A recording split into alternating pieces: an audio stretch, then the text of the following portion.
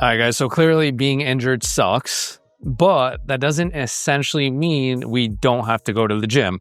We just have to use other body parts that aren't really going to affect your area or aren't geared towards that area, but we could still keep the blood flowing. This is why specifically this is kind of like my go-to for low impact recovery training, especially when we're trying to go back into heavy lifting, but we're not essentially ready for heavy lifting because probably getting too old, at least in my certain situation. But we could still use preventative methods like the ones I'm going to show you guys today to kind of keep the blood flowing, keep your metabolism going a little bit, help you burn some calories, and help you essentially stay lean in that matter. We're going to take you through some certain specific exercises. So for instance, one, I'm just lightly starting with some type of cardiovascular exercise. This is, we're going to do this for like 15 to 20 minutes. I'm going to increase it a little bit. I'm going to start at like 3.5. It's going to go up to 4.0. We're going to do the treadmill. You can essentially use the treadmill. You can use the bike, or you could use the elliptical. Anything low impact essentially is going to be the best way. We're going to do around zone 2, just to increase your heart rate around like 130 beats per minute. Do this about 15 to 20 minutes just to kind of increase your heart rate to prevent any type of injuries. Again, we're just trying to increase the blood flow, possibly reduce injury risk, especially as we get older. But obviously, as you get older, you know, like we're trying to use the most preventative ways to do that. And then all we're basically doing today, guys, we're going to do cardio. We're going to do abs.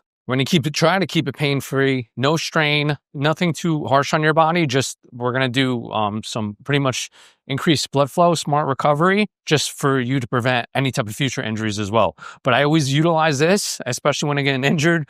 For me specifically, I ended up pulling a muscle, deadlifting around my lats, which was really weird. So because I'm doing abs, it's not going to affect that exercise. It's not going to affect that body part. And because I'm pretty much just walking, it doesn't really affect my upper body as well. So whatever exercise you're pretty much doing, so like if you getting injured in your arms, obviously, you want to do anything that's going to prevent any type of bicep curls, any type of tricep extensions. If you got injured on your legs, you probably want to skip cardio if that's the case. But in that matter, because I don't have any injuries towards my legs, my knees, thank God, it's only the fact that I pulled the muscle in my lat. So we're just going to start with this. Move on to abs. We're going to do a circuit, 20 to 30 minutes, just for some smart recovery. All right, let's start it off. Pick any type of exercise. If you want to do either the treadmill, you want to do either the bike is great. I like to choose the incline treadmill just to increase my heart rate around like 3.5 to 4.0 speed. Incline, I'll bump it up to like 10.0 all the way up to the highest settings. And then you're going to notice the difference in between like your mood, because it's really going to improve your blood flow. It's going to increase all the dopamine, the serotonin levels in your brain, so you actually want to work out. And I noticed a significant difference in my strength just by doing the treadmill first for like 15 to 20 minutes and then starting my workout. So we're going to do that and we're going to start it off. All right, in which case too, that as soon as you finish the treadmill, I usually wait about 5 to 10 minutes till we start the workout. So catch your breath. And then as soon as you guys finish this, you wait about 5 to 10 minutes, which is what I normally do. Kind of catch your breath, kind of do some dynamic warm-ups, stretches, nothing static. So don't hold any type of static hold for longer than a minute, because you're just going to possibly reduce any type of muscle output you're going to put in throughout the workout. And then in which that case, you're going to wait 5 to 10 minutes and then we're going to start the workout. I swear, people love eating that up. As soon as you tell them, if I'm being honest, as soon as you tell them you have some type of like injury, look at their body demeanor immediately after. As soon as, you start talking to somebody like, hey, dude, like I was here a few days ago, you haven't seen me in a while because I messed up my arm or I messed up my leg. If they start laughing and they say something like, no, obviously, most people are kind of glad you have the injury, or they just don't care. They just love the drama. But that's how it is, I just, I'm going to say how I feel because I think it's just more relatable and you have something to talk about. But, it is what it is. All right, let's start. Let me stop talking. So I don't specifically like see a rope. So we're just going to use this. I like this attachment. It's kind of like the straps. Or you could just grab a regular rope attachment, either which way. They're both pretty good. We're going to do this for like 3 to 4 sets. Like I said, my injury is around my arm. So I'm not really moving anything. I'm not really kind of pulling it away and then pulling it towards my body as if I'm retracting my scapula. I don't know, the weirdest injury too, I swear. All right, for this, it's going to be a rope extension. I'm going to start light. We're going to go around like 57. Anywhere from, I usually do my rep scheme between anywhere from 10 to 12 reps, because anything less, I'm going to end up using a lot more momentum because the weight's heavy. Anything more, my cardiovascular system is going to start to give out. But rope crunches, I kind of tend to stay around like 10 to 20. You can really just go up to 5 to 30 reps, but for this case scenario, we're just going to do that. All right, so the key now is we want full extension and then flexion of your spine. And then remember, with any specific exercise you do, make sure it's not interfering with the muscle that you're injured, because if that's the case, just don't do it. All right, in this case, we're gonna do rope extensions. You keep your hips in the same place. Your knees are pretty much in line with your hips, so they're parallel to the floor. And all you're really kind of doing is bringing your elbows towards your knees. So we're not simultaneously moving your hips and your elbows at the same time. It's just, you're driving your elbows towards your knees and you're just fully extending and then flexing your spine. It's kind of the same instance is like you see a cow's arch to immediately go into a cat's pose. So when they kind of flex their spine, that's like kind of think of like a cat. We do 3 to 4 sets of these, close to failure, if not to failure. That's going to be the first exercise after that cool down. It was a cool down mentally and physically.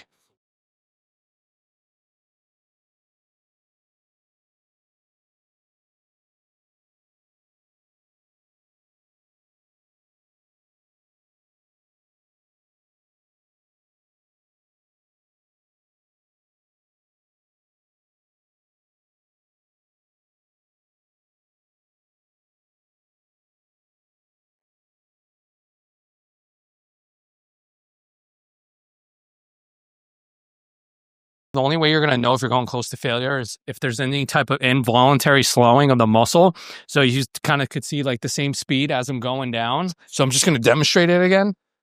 You always want to go close to failure, if not to failure, in every exercise. So as soon as you start to see involuntary slowing, so if my rep scheme is like this, and it's consistent, but the minute I get towards the end and it's getting harder and I start slowing down, that means you're producing more mechanical tension, more force on the muscle fibers. And that's how you stimulate muscle growth, really. So we're going to do that, and then 3 to 4 sets, finish it off, and then we're going to move on to the next one. And then always remember, keep your injuries to yourself. If you really want to spark a conversation, tell your injuries to somebody else so they could either relate or just make fun of you, I guess. All right, guys, now we're at this point where we did 3 to 4 sets of abs. We talked to a few people because we got nothing else to do with our lives. Told a few people of our injuries. They laughed. You go back to laugh. You had a good time, and now you're here. So we're going to do a quick ab circuit. I don't really do that many ab circuits, but I'm very limited. And a lot of people are usually very limited on what they can do, which is why in this case, we're going to do an ab circuit. It's going to be about 3 rounds. We're going to do first a regular crunch. Then we're going to do a reverse crunch. Then we're going to do bicycles. And then we're going to do planks to end it. So we're going to do 3 rounds. We're going to rest for about 2 to 3 minutes. So for each exercise specifically, we're going to do as many as we can in under 30 seconds. I'm going to start my timer. Like I said, it's weird too, because as soon as you get older and you start accruing more injuries, the whole point of us in the gym is so we don't get this many injuries. And I know a lot of younger generation, or even my generation, and probably a little bit of the boomers too, they took all enhancements. But I always look at it like, I want to be doing this for the rest of my life. I don't want to be killing over, no offense, at like 40 or 50 with a heart attack silently. My family and friends are surrounding me in the hospital bed, like, so sad. I'm going to be doing this for the rest of my life. I'm going to be doing this till like 70s and 80s. That's got to be the same way for everybody else. Because honestly, I know for most people, they have either like depression, anxiety, because either they don't like the spot they're in, maybe they do, or maybe they want to switch it up. But this helps immensely with your mental state, I promise you. There's been so many times where life just freaking sucks, and the only thing that really gets me back to reality or helps me stay grounded is the gym. So we're gonna do a quick 3 rounds. Let's go. Let me stop talking. If you can grab dumbbells to place them over your feet, that would be even better. But we're gonna first start with the regular crunch, reverse crunch, bicycles, plank to end it. We're gonna do each exercise 30 seconds. So 3, 2, 1.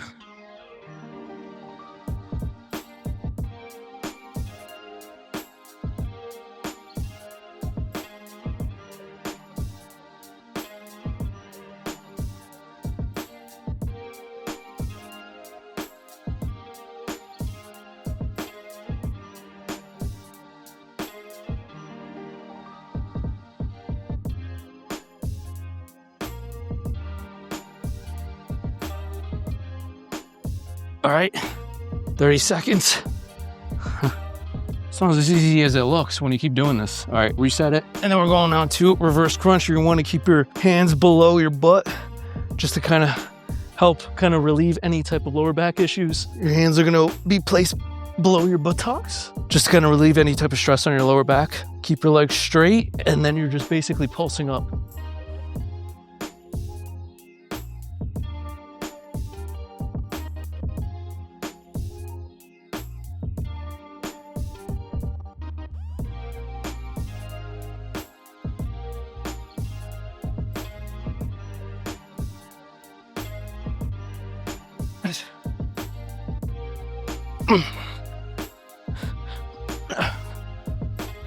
Ah, 10 seconds.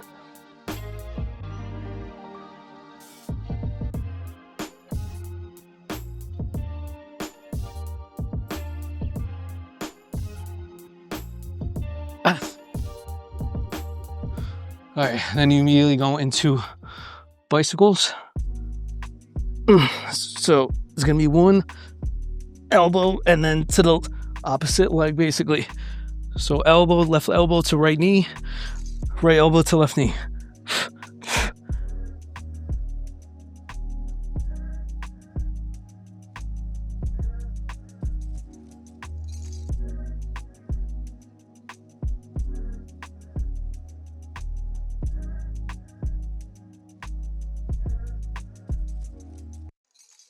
Whew.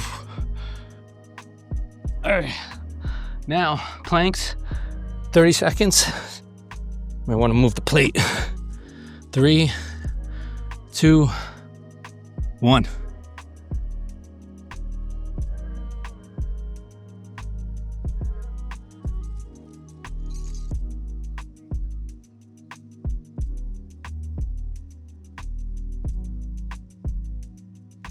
Usually I like to keep my butt a little bit more up. I don't like to keep it completely flat because I'm mispronouncing my words because this isn't easy. Because in that case scenario, like I said, you're going to put a lot of pressure on your lower back. 3, 2, 1. And now, guys, we're going to do a quick cool down. As far as like I said, for injury prevention, it's like you can't really do much else besides obviously speak to your local physician, speak to your physical therapist if you have one. And if not, and you still want to go to the gym, this is probably one of the best ways to do it, just to increase the blood flow. And we're doing this for longevity. So obviously you don't want to push yourself too much, because if you push yourself too much, you're not going to come here at all. And I don't know about you guys, if I were you, this mentally keeps me here 24/7. If not, I don't know what else would save me. It wouldn't be ice cream. I'm telling you that right now. It wouldn't be swimming in the pools. It wouldn't be golfing. It'd be the gym. Make this your priority. Make longevity your priority. And now we're going to do a quick cool down.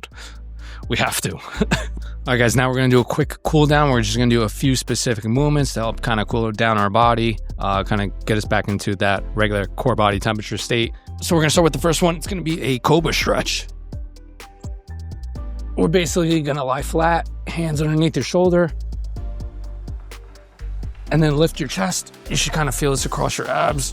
We're not overarching. We're gonna hold this for about like 30 seconds, 45 seconds.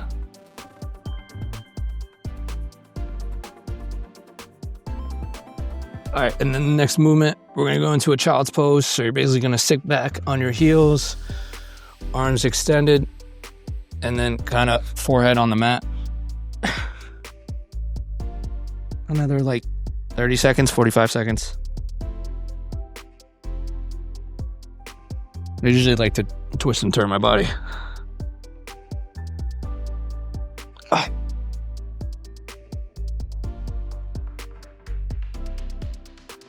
then come back up. And then this one's gonna be like a cat-cow stretch. So same kind of idea how like animals stretch. So the cow is going to pretty much flow between like arching and rounding your spine. So you're going to arch your spine about 5 to 10 seconds. And then you're going to round it kind of like a cat, scared cat, for about 5 to 10 more seconds. You're going to breathe in, exhale deeply. Do the same thing. Inhale while arching your back. Hold it 5 to 10 seconds. Exhale, and then round your back, round your spine. Breathe out.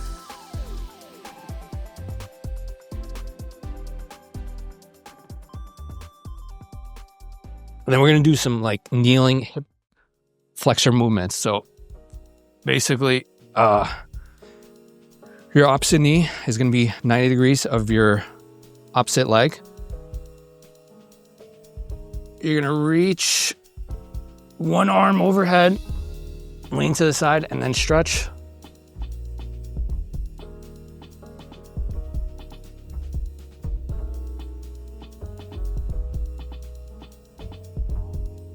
Pretty much hold it for like 30 seconds, 45 seconds. And then you're gonna bring your body around to that same leg.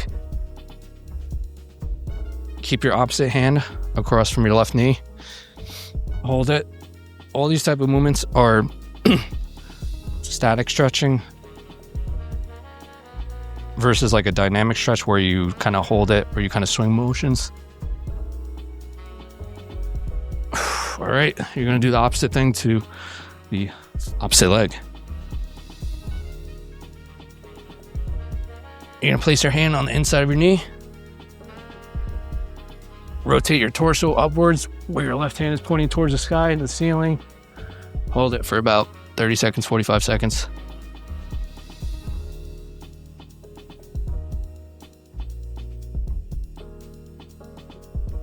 Bring that same left arm across your right knee. Keep that same hold for another 30 seconds, 45 seconds.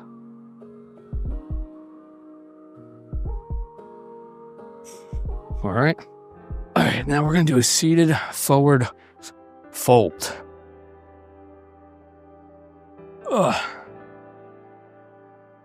So legs are straight. You're pretty much just going to hinge your hips, your body forward. Touch your toes. Hold on to your shoes for 30 seconds, 45 seconds.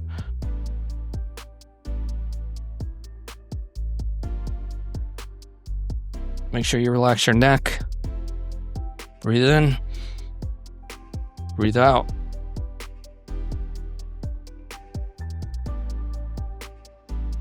Now take one of your legs, place them on the inside of the other. So now you take both hands and you place them on one of your legs. Breathe in. Make sure you keep your neck relaxed at all times. Breathe out.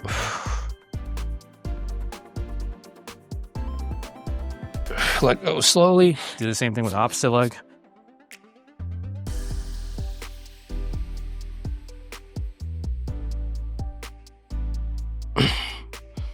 Breathe in.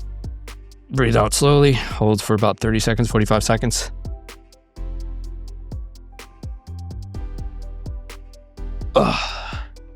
Now we're going to do a butterfly.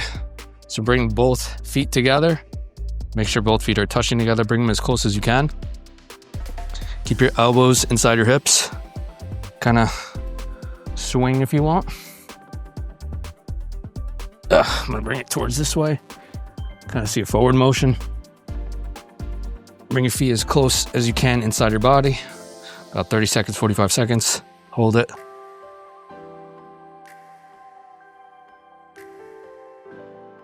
Oof. When we're doing recovery from injuries, it's not about pretty much just taking off. It's about recovering while you're resting, but you're still kind of improving your metabolic rate, increasing your NEAT, and just increasing the blood flow. Because if you don't use it, you're gonna end up losing it. All right, guys, let's go mess around. See what we got over here.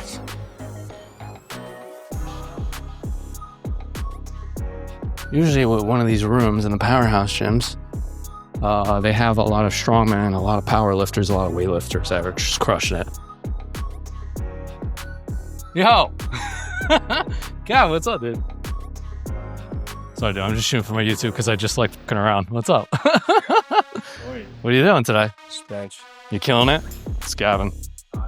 What's up, dude?